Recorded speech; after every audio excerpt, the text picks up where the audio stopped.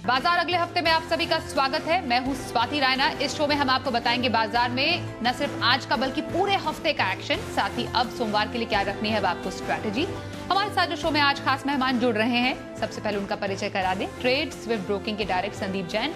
संदीप जी, स्वागत करते हैं आपका आज के इस शो में, और पूरी रिसर्च टीम का भी करते हैं स्वागत। वरुण हमें बताएंगे बाजार का वीकली राउंड अप और अगले हफ्ते कौन सी कंपनियां लिस्ट होने वाली हैं। कुशल से जानेंगे एक्सेंचर के दम पर आईटी शेयरों में रौनक क्यों। मानसी बताएंगे क्यों फोकस में है इलेक्ट्रिक व्हीकल्स और अगले हफ्ते के लिए अहम ट्रिगर्स भी। बातचीत शुरू करें उससे पहले बाजार का आज और पूरे हफ्ते का हाल समझ लेते हैं। तो बाजार में कारोबारी हफ्ते के आखिरी दिन हमने देखा भारी गिरावट रही। सेंसेक्स करीब 900 अंकों की भारी गिरावट के साथ 57,000 के करीब जाकर बंद हुआ। निफ्टी में 250 से ज्यादा अंकों की गिरावट के साथ 17,000 के नीचे कारोबार होता हुआ नजर आया और बंद भी हुआ। बैंक निफ्टी में भी 900 अंकों से ज्यादा की गिरावट आई और ये 35,600 के करीब बंद हुआ। एफआईआईज और डीआईआईज की तरफ से क्या आंकड़े सामने आए हैं, समझते हैं जरा। एफआईआईज यानी विदेशी संस्थागत निवेशकों ने कैश मार्केट में करीब 2070 करोड़ रुपए की बिकवाली की, तो वहीं डीआईआईज यानी घरेलू संस्थागत निवेशकों ने करीब 1478 करोड़ रुपए की खरीदारी की है।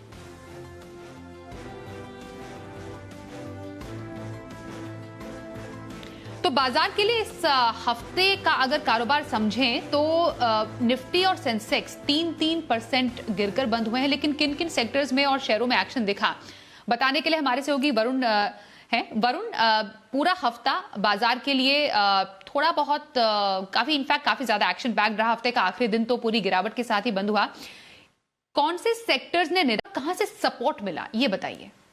सही कहा आपने कि ये पूरा हफ्ता जो है काफ़ी एक्शन वाला था और काफ़ी गिरावट देखने मिली है। निफ्टी सेंसेक्स में 3-3%, बैंक निफ्टी में 4% और मिड कैप स्मॉल कैप देखिए 3.5 से 4% के आसपास की गिरावट यहाँ भी देखी गई है। इनफैक्ट 5 में से अगर आप 4 दिन देखें तो हम लाल निशान में बंद हुए हैं। महज एक दिन था जब हम हरे निशान में बंद हुए। इस तरह का प्रेशर जो है मार्केट में देखा गया है। ग्लोबल सेल ऑफ कीजिएगा, एफआईआईज की बिकवाली कीजिएगा, पूरे हफ्ते में 10,000 करोड़ के ऊपर की बिकवाली जो है विदेशी निवेशक कर चुके हैं। और रुपया देखिए वो भी काफ़ी कमज़ोर हुआ है। पूरे हफ्ते में करीब 0.5% के आसपास की कमजोरी आई है। इसके चलते आपने बाजारों में गिरावट देखी। सेक्टर जहाँ पे सबसे ज़्यादा गिरावट आई है उसमें रियल एस्टेट था, करीब 8-8.5% के आसपास की गिरावट आई। पीएसयू बैंकिंग स्पेस यहाँ करीब 7.5% के आसपास की गिरावट थी। एनबीएफसीज, एफएमसीजी, ऑटोज 3.5 से 5% के आसपास की गिरावट यहाँ देखी गई है। केवल एक आईटी सेक्टर था जहाँ पे 2% के आसपास की तेजी इस पूरे हफ्ते में देखने मिली है। टॉप निफ्टी गेनर्स में जाहिर सी बात है आईटी काउंटर्स है, विप्रो, इन्फोसिस, टेक महिंद्रा जैसे काउंटर्स है जहाँ पे तेजी हुई। इसके अलावा पावर ग्रिड ये स्टॉक जहाँ पूरे हफ्ते में हरकत में था, 3.5% की तेजी। और सन फार्मा वैसे तो चलता नहीं है लेकिन इस पूरे हफ्ते देखिए 1% के आसपास के गेंस थे। गिरावट में निफ्टी में सबसे ज़्यादा जिसने कंट्रीब्यूट किया उसमें एनबीएफसीज में खासकर बजाज फाइनेंस और बजाज फिनसर्व थे, जहाँ करीब 7 से 8.5% के आसपास की गिरावट थी।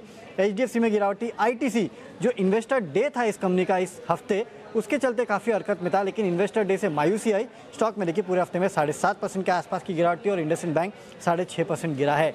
मिड कैप्स में गेनर्स में वर्धमान टेक्सटाइल, केपीआर मीन, एनएसएल इंडस्ट्रीज जैसे काउंटर शामिल थे। गिरावट वाले गुजरात फ्लोरो थे, इस कंपनी के गुजरात प्लांट में आग लगी थी, उसका भी इम्पैक्ट देखने मिला। वोडाफोन आइडिया, आईएक्स जैसे काउंटर में गिरावट थी। फोकस में जो काउंटर्स थे उसमें इंडिया बुल्स हाउसिंग फाइनेंस था, क्योंकि समीर गहलोत जी ने जो स्टेक बेचा है उसके बाद देखिए स्टॉक में हफ्ते भर में 10% की गिरावट। पेटीएम इस हफ्ते इस कंपनी की जो 1 महीने का एंकर लॉक इन पीरियड था वो खुला था और स्टॉक में करीब 15% के आसपास की गिरावट आई। श्रीराम ट्रांसपोर्ट, श्रीराम ग्रुप की डील के बाद स्टॉक में 15% की गिरावट। बजाज इलेक्ट्रिकल मिड कैप में ये काउंटर था जो हरकत में था। पूरे हफ्ते में देखिए करीब 16 से 17% के आसपास की तेजी इस काउंटर में देखने मिली। तो वैसे तो एक मायूसी वाला हफ्ता था, काफ़ी गिरावट इस पूरे हफ्ते में देखने मिली है। मार्केट में करीब 3 से 4% के आसपास की काफ़ी सारे ट्रिगर्स थे। इसमें सबसे बड़ा हाथ विदेशी निवेशकों का है जो लगातार भारतीय बाजारों में बेचे जा रहे हैं। इस पूरे हफ्ते में 10,000 करोड़ के आसपास की बिकवाली वो कर चुके हैं। बहुत शुक्रिया वरुण, पूरी जानकारी देने के लिए आपका। न सिर्फ आज के दिन बल्कि पूरे हफ्ते का जो आपने एक रैपअप दिया है वो समझने के लिए काफी है कि बाजार ने हफ्ते का अंत बेहद ही खराब तरीके से गिरावट के साथ किया। संदीप जी, आज के खास मेहमान का रुख कर लेते हैं। संदीप जी, हफ्ते का आखिरी दिन बाजार के लिए अच्छा नहीं रहा, भारी गिरावट के साथ बंद हुए। क्या अगले हफ्ते आप कुछ होप देख रहे हैं बाजार के लिए, कुछ ऐसे ट्रिगर जिससे शायद बाजार को कुछ सपोर्ट मिल पाए आपकी नजर में? साथ ही सोमवार के लिए स्ट्रैटेजी कहां पर रखने की सलाह देंगे और हफ्ते भर का नजरिया कहां? नहीं, देखिए डिफिकल्ट तो है। जिस तरीके से एक देखिए बहुत बड़ा इवेंट था फेड का, फेड की मीटिंग के बाद उतना रिएक्ट नहीं किए। फिर आज कुछ सेंट्रल बैंक्स का जो रुख है वो डिफरेंट नजर आया, और ओवरऑल आईटीसी भी देखिए आप किस तरीके से अपने इन्वेस्टर्स डे के बाद गिरा, फिर सारे लीडिंग स्टॉक्स गिरे हैं, और बैंक निफ्टी तो एक्स्ट्राऑर्डिनरली इस पूरे फॉल में, गिरावट में पूरी कंट्रीब्यूट की है। तो मुझे लगता है कि देखिए मार्केट्स नर्वस है, बार बार 17,600 एक अच्छा खासा एक रेजिस्टेंस बन गया, 17,500 600, और देख रहे हैं कि किस तरीके से एफआईआईस की बिकवाली पूरी हावी है। और दूसरी तरफ डॉलर भी अच्छा खासा मजबूत हो गया, which is a very bad sign, क्योंकि डॉलर इंडेक्स काफी स्ट्रॉन्ग हो रहा है और उसके सामने डॉलर यहाँ पे इंडिया में मजबूत हो रहा है। तो मुझे लगता है कि थोड़ा सा ये समय कठिन हो सकता है। एंड वापस से अगर 16,800 का लेवल्स अगर तोड़ता है, जो रिसेंट लोज थे एक रैली के बाद, तो मुझे लगता है कि मार्केट में हो सकता है और भी गिरावट गिरा सकती है, जो कि 16,500 से लेकर 16,300 ऐसा रेंज आएगा जहां पे सपोर्ट लेगा, जो कि मार्केट्स का 200 डेमा भी है। और आज जो मार्केट बंद हुआ है वो 100 डेमा के नीचे ही बंद हुआ है। अगर मंडे को भी अगर ऐसा ही एक फॉल आता है तो थोड़ा सा मुझे लगता है कि मार्केट्स में कॉशियस रहना जरूरी है। सो लिवरेजिंग और अननेसेसरीली एवरेजिंग अभी लेवल्स पे नहीं करें, थोड़ा वेट करें और मेरे हिसाब से कॉशियसली ट्रेड करें, बहुत ज्यादा हेवी पोजीशंस के साथ मार्केट्स में नहीं जाएं। बट एनीवेज, जो मैं कॉल लाया हूं वो है एयू बैंक। आज मैं सेल का कॉल लाया हूं इंट्राडे एफएनओ पिक के तौर पे, और 1105 पे आज की क्लोजिंग प्राइस थी, 1070 और 1060 ये टारगेट लगाया, 1130 का स्टॉप लॉस लगाया। ये भी आज अपने अहम सपोर्ट लेवल्स के नीचे बंद हुआ, 200 डेमा के नीचे। और वैसे ये स्टॉक काफी पहले से भी करेक्टेड था, बट फिर भी मुझे लगता है कि वीक क्लोजिंग की वजह से और बैंक निफ्टी को देखते हुए यहाँ पे कुछ कोशिश की जा सकती है एक सक्सेसफुल ट्रेड की। फिर इमामी लिमिटेड, मेरे को ऐसा लगता है कि पिछले कुछ दिनों में कुछ तो ये सुर्खियों में भी था, कुछ कॉर्पोरेट एक्शन भी था कंपनी में, और ओवरऑल जो देख रहे हैं कि आज के खराब मार्केट में भी ये स्ट्रांग था। हालांकि सारे जो एफएमसीजी प्लेज है वो थोड़े वीक थे। तो मुझे लगता है कि स्टॉक को पोजिशनल प्ले के तौर पे ले और 590 का टारगेट लगाया, 510 का स्टॉप लॉस। ओके तो इंट्राडे पिक के तौर पर एयू बैंक में खरीदारी की सलाह संदीप जैन की और पोजिशनल व्यू इमामी में रखने की सलाह संदीप जैन ने दी है। आगे बढ़ते हैं, फिलहाल कुछ और खबरों का रुख कर लेते हैं। एक्सेंचर शानदार गाइडेंस के दम पर गिरावट भरे बाजार में भी हमने देखा आईटी शेयरों में रौनक थी। आखिर एक्सेंचर के नतीजे कैसे रहे, पूरा जरा डेटा एनालिसिस करते हैं कुशल गुप्ता के जरिए। कुशल जरा बताएं एक्सेंचर के नतीजे कैसे रहे और उसके दम पर आईटी शेयरों में किस तरीके का इंपैक्ट देखा गया। जी, तो भारतीय बाजारों में आज गिरावट के मुकाबले आईटी स्पेस को अगर आप देखें तो काफ़ी अच्छा प्रदर्शन इनका देखने को मिला। इनफैक्ट इसकी सबसे बड़ी वजह बनी एक्सेंचर के कल आए नतीजे। एक्सेंचर आप देखिए अमेरिकी दिग्गज आईटी कंपनी, यहाँ पर दमदार सेट ऑफ नंबर्स कंपनी ने पोस्ट किए हैं, जहाँ पर कंपनी की डॉलर आई Q1 FY22 में 27% बढ़कर $15 बिलियन पर आई है। साथ ही FY22 के लिए इन्होंने जो आई ग्रोथ गाइडेंस है वो भी रिवाइज कर दी है और अब ये 19 से 22% की ग्रोथ एक्सपेक्ट करके चल रहे हैं, जबकि इसके पहले इन्होंने 12 से 15% का ग्रोथ बताया था। ऑपरेटिंग कैश फ्लो भी 8.4 से 8.9 बिलियन डॉलर की एक्सपेक्टेशंस हैं। इसके पहले 8.2 से 8.7 का फिगर इन्होंने दिया था। और नतीजों के बाद डेफिनेटली आप देखिए जो भारतीय आईटी कंपनियां हैं जो अगले महीने से अपने नंबर्स पोस्ट करना शुरू करेंगी, उनके लिए काफ़ी पॉजिटिव एक लीड इंडिकेटर बनता हुआ नजर आ रहा है। इनफैक्ट अगर आप नतीजे दिखेंगे एक्सेंचर के तो उसमें ऑपरेटिंग मार्जिन भी कंपनी की काफ़ी बेहतर साइड पर होती हुई दिखी है और 16.3% पर यह आंकड़ा है और 30% की ग्रोथ के साथ इन्होंने एक नई रिकॉर्ड स्तरों पर नई बुकिंग्स जो है वो लाते हुए दिखे हैं $16.8 बिलियन को लेकर। तो डेफिनेटली जिस तरह के एक्सेंचर के नंबर्स हर पैरामीटर पर काफ़ी बेहतर फ्रंट पर आते हुए दिखे हैं, इससे अब यही उम्मीद लगाई जा रही है कि आईटी कंपनियां, इनफैक्ट इंडियन आईटी कंपनीज जब अपने नंबर्स आगे अगले आने वाले महीने में पोस्ट करेंगी, वहां पर काफ़ी अच्छी एक्सपेक्टेशंस बना रहा है बाजार। ओके संदीप जी, एक क्विक राय आपकी आईटी कंपनियों पर। नहीं, आई वॉज वेरी बुलिश। और देखिए लास्ट वीक भी मैंने डेटामेटिक्स ग्लोबल दिया था एंड आई थिंक हमारे चैनल पे कुछ पैनलिस्ट सब ने जो आईटी स्टॉक्स दिए हैं पिछले हफ्ते में, तो इन्वेस्टर्स का और व्यूअर्स का तो काफी पैसा बना ही और ट्रेडर्स का भी बना है। तो मेरी राय यही है कि एक्सेंचर की जो न्यूज है बहुत पॉजिटिव है और डॉलर की जो मजबूती है उसका भी बहुत बड़ा फायदा आईटी स्टॉक्स को मिलता है। और जिस तरीके से डिमांड का आउटलुक और सब कुछ दे रहे हैं, तो मुझे लगता है कि इंडियन आईटी स्टॉक्स पे भी बुलिश रहना चाहिए और बिल्कुल खरीदारी करके चलिए। और विप्रो जो कि मंडे से सेंसेक्स का भी पार्ट बन रहा है, बजाज ऑटो की जगह पे वो आ रहा है, तो उसका भी एक फायदा मिलेगा। सो हम सबसे ज्यादा मैं बुलिश विप्रो पे हूँ, फिर दूसरा HCL टेक, तीसरा TCS और इन्फोसिस अच्छा खासा मूव ऑलरेडी दे चुका है। चलिए आगे बढ़ते हैं। अब अगले हफ्ते किन कंपनियों के एंकर बुक लॉक इन खुलेंगे और कौन सी कंपनियां लिस्ट होने वाली है, बताने के लिए हमारे साथ है वरुण। बताइए वरुण, क्या है जानकारी? बुक खुलना काफ़ी अहम हो गया है क्योंकि इसके चलते स्टॉक्स में काफ़ी एक्शन देखने मिलता है। तो अगले हफ्ते अगर आप देखेंगे तो 2 कंपनियां हैं जिनकी एंकर लॉकिंग पीरियड जो है वो खत्म होने वाली है। एक है लेटेंट व्यू, 20 दिसंबर को इसका एंकर लॉकिंग खत्म होगा। एंकर इन्वेस्टर्स ने 267 करोड़ के आसपास का निवेश किया था। और टार्सन्स 23 दिसंबर को इसका एंकर लॉकिंग खत्म होने वाला है। एंकर इन्वेस्टर्स ने करीब 306 करोड़ के आसपास का निवेश किया था, यानी कि अगले हफ्ते करीब 550 करोड़ के आसपास की जो एंकर बुक है वो खुलने वाली है। तो इन स्टॉक्स पे नजर रखिएगा। और उसके अगले हफ्ते यानी कि 27 दिसंबर को गो फैशन का जो एंकर लॉक इन है वो खत्म होने वाला है। एंकर इन्वेस्टर्स ने करीब 450 करोड़ के आसपास का निवेश किया था। तो अगर आप देखेंगे तो केवल दिसंबर के महीने में अब करीब 1000 करोड़ के आसपास की जो एंकर लॉक इन है वो खत्म होने वाली है। इन स्टॉक्स पे नजर रखिएगा, भरपूर एक्शन हो सकता है। लेकिन इसके साथ साथ करीब 5 कंपनियां ऐसी है जिनके IPO आए थे, उनकी लिस्टिंग अगले हफ्ते होने वाली है। जिसमें सबसे पहले 20 दिसंबर को श्रीराम प्रॉपर्टीज़ 4.5 गुना के आसपास सब्सक्राइब हुआ था, 600 करोड़ के आसपास इशू साइज था। वहीं 21 दिसंबर को मैप माई इंडिया यानी कि CE इन्फोसिस्टम 155 टाइम्स भरा था, इस पर नजर रखना होगा। 22 दिसंबर को मेट्रो ब्रांड्स, 23 को मेड प्लस और 24 दिसंबर को डेटा पैटर्न्स यानी कि फ्राइडे को डेटा पैटर्न्स का जो लिस्टिंग है वो होने वाली है। करीब 120 गुना के आसपास से सब्सक्राइब हुआ था। तो कुल मिला के अगर आप देखेंगे तो 7 कंपनियां हैं जिन पे आपकी अगले हफ्ते नजर होनी चाहिए। 2 जिनके एंकर लॉक इन खुल रहे हैं और 5 कंपनियां जो लिस्ट होने वाली है और उसके अगले हफ्ते और एक कंपनी गो फैशन। तो अब तक दिसंबर का जो बचा कुचा महीना है उसमें 8 ऐसी कंपनियां हैं जिन पे आपकी खास नजर होनी चाहिए, क्योंकि या तो एंकर बुक खुलने वाली है या तो इनकी लिस्टिंग होगी। बहुत शुक्रिया वरुण जानकारी देने के लिए आपका। आगे बढ़ते हैं, अब इलेक्ट्रिक व्हीकल पर फोकस शिफ्ट करते हैं। इनफैक्ट इलेक्ट्रिक व्हीकल को लेकर फोकस काफी ज्यादा बढ़ गया है। क्या बड़ा कारण इसका हो सकता है? अगले 5 साल में इलेक्ट्रिक व्हीकल्स में कैसे निवेश का अनुमान है, बता रही हमारी सहयोगी मानसी दवे। जी बिल्कुल, देखिए इलेक्ट्रिक व्हीकल सेगमेंट जो है वो काफ़ी फोकस में है और इसका फोकस अगर देखें कई सारे कनेक्टेड सेक्टर्स भी हैं जिस पर एक प्रभाव पड़ता हुआ दिखेगा। सबसे पहले तो इलेक्ट्रिक व्हीकल की इम्पोर्टेंस इतनी बढ़ती हुई क्यों देखने को मिल रही है। देखिए कार्बन डाइऑक्साइड एमिशन में तीसरा सबसे बड़ा कारण अगर देखें तो वो है पोल्यूशन फैलाने वाले वाहन।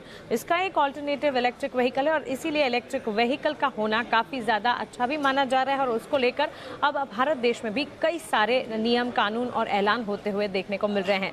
ताज़ा जानकारी जो है अगले 5 सालों में इलेक्ट्रिक व्हीकल क्षेत्र में करीब 94,000 करोड़ निवेश का अनुमान लगाकर चल रहे हैं। रिपोर्ट्स हैं जो कि ये बता रही हैं देश के EV सेगमेंट में 1260 करोड़ के निवेश का अनुमान लगाया जा रहा है।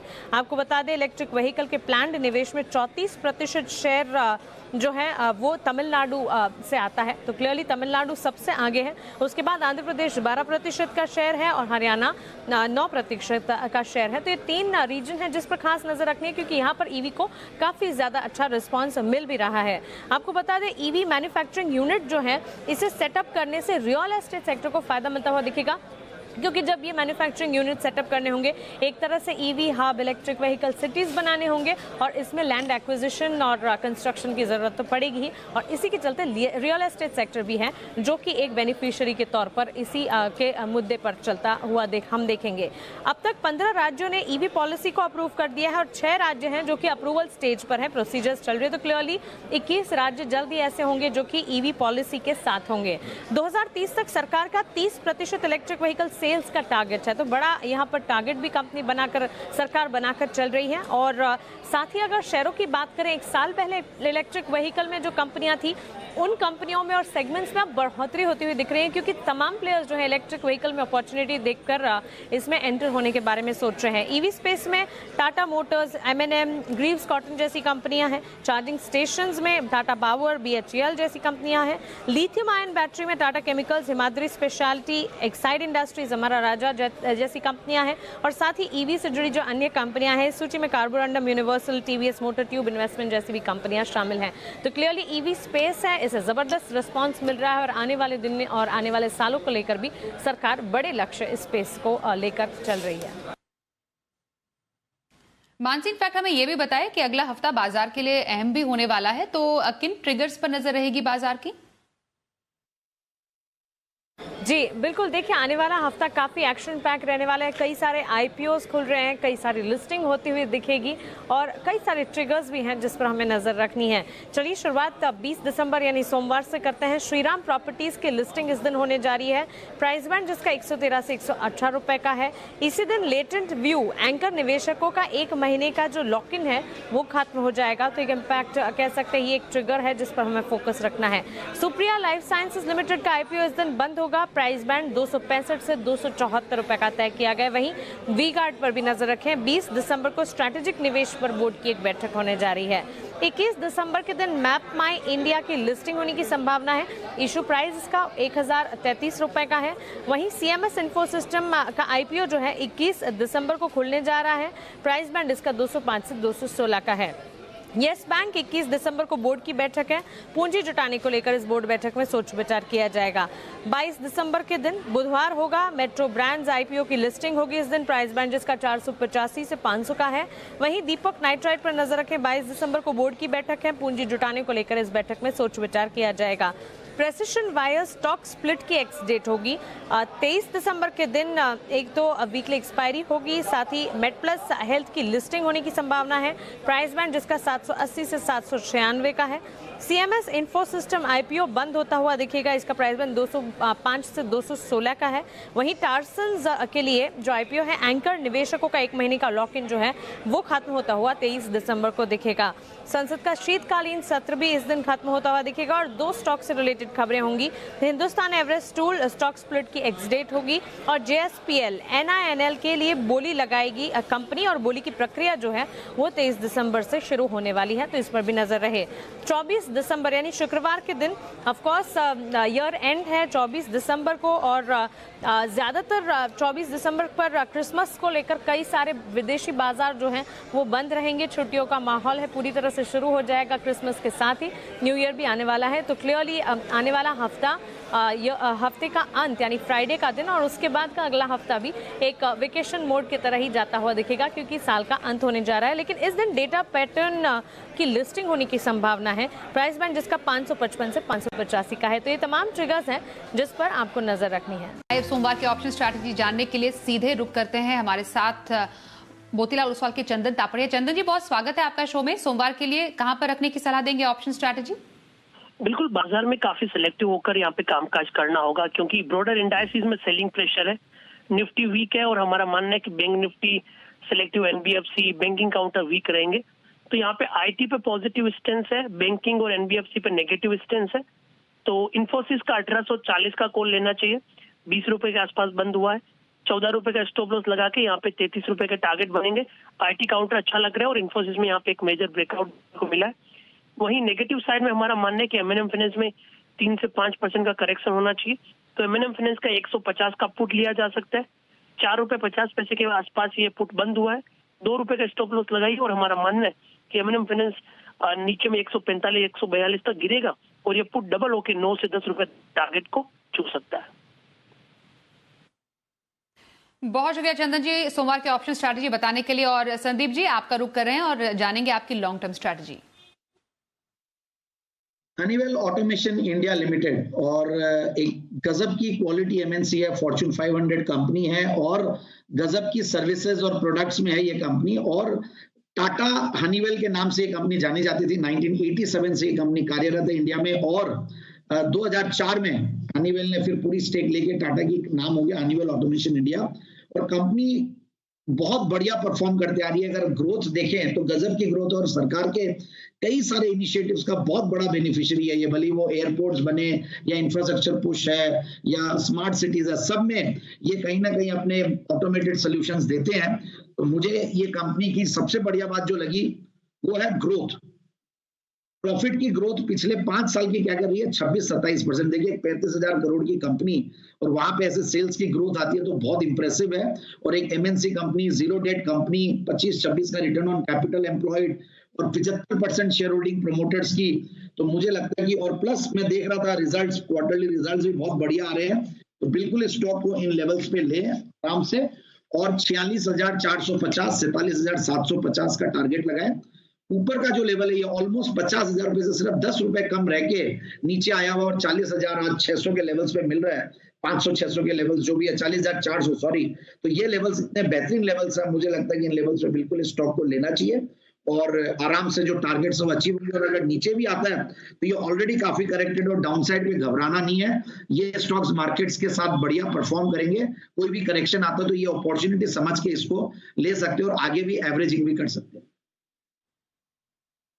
हनीवेल ऑटोमेशन में लॉन्ग टर्म खरीदारी की सलाह संदीप जैन की। संदीप जी, और शो अंत करने से पहले जाते जाते, क्योंकि हम ऑलमोस्ट साल के अंत तक पहुंच चुके हैं और पिछले साल भी आपको याद होगा हमने आपसे जानने की कोशिश की थी कि आखिरकार इस अब नए साल में, नए साल से पहले स्ट्रैटेजी बाजार को लेकर अभी फिलहाल क्या रहनी चाहिए, कौन से सेक्टर में आपको लगता है फोकस रखने की जरूरत है?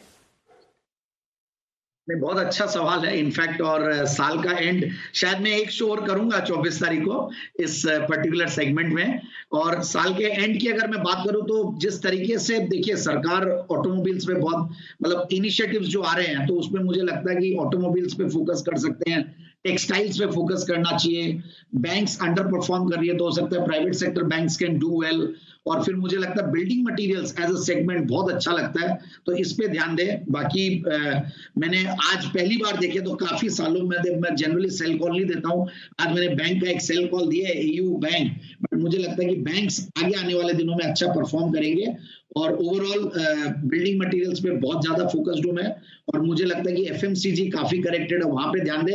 एंड सदाबहार सेक्टर जो आईटी, उस पे बिल्कुल ध्यान दे, क्योंकि आज जिस तरीके से एक्सेंचर का जो आगे के जो कमेंट्स आए हैं और जो रिजल्ट्स आए हैं और जिस तरीके से रुपया वीक हो रहा, डॉलर स्ट्रांग हो रहा, तो मुझे लगता है बिल्कुल ध्यान दे। और एक और चीज, मिड कैप्स और स्मॉल कैप्स पे बिल्कुल ध्यान देना चाहिए, अच्छे खासे करेक्ट हुए अपने लेवल से। और एफआईआईज हो सकता है कि अभी दिसंबर तक जो सेलिंग देखी है, हो सकता है कि जनवरी के 15 तारीख 20 तारीख से वापस से बाइंग मोड में भी आ जाए, ऐसी कोई बड़ी बात नहीं होगी। और फिर हमारी पूरी नजरें 15 तारीख से बजट के एक्सपेक्टेशंस पे बनी रहेगी। And I am very hopeful कि बजट में काफी सारी पॉजिटिव चीजें मार्केट्स के लिए आएंगी और सरकार की आगे की इनिशिएटिव्स अच्छी रहेंगी। तो सर्टेनली इंडियन इकोनॉमी पे I am overall very bullish, और वो भी भारत की इकोनॉमी, रूरल इंडिया पे।